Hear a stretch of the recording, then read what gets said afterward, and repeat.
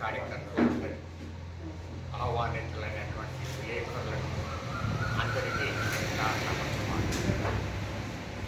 ఈ సమావేశం చాలా పాతది. ఇది ఎన్నో ఒడిదుడుకులతోని ఇంతవరకు వెళ్ళి అది పూర్తి కాలేకపోయింది. మళ్ళీ ఈ కొత్త బాడీకి అప్పచెప్పడం జరిగింది. కనీసం వీళ్ళ హయాంలోనైనా ఆ స్థలాన్ని మాకు కేటాయించినట్లయితే మరి మేము ఇక ధన్యులమైన వాళ్ళ సదాశివపేట ఉద్యోగులు ధన్యులమైన కాబట్టి మేము కోరేది ఒకటి, ఇది ఉపన్యాసం చేసేది కాదు. దీని కార్యక్రమాన్ని గురించి మేము చెప్పాలంటే 2 గంటలు పడుతుంది. అంత కార్యక్రమం చేస్తే ఏమైంది, ఏ విషయం చెప్పినా కూడా పూర్వ అధికారుల మీద షికాయత్ చేసినట్లున్నాయి.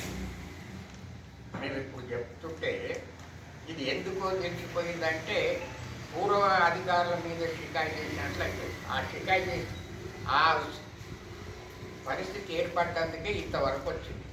కాబట్టి మీ విలేకరులతో ఒకటే మనవి ఏంటంటే మీరు అందరూ కలిసి మా విశ్రాంత ఉద్యోగులకు సహకరించాలి అని కోరుకుంటున్నాను.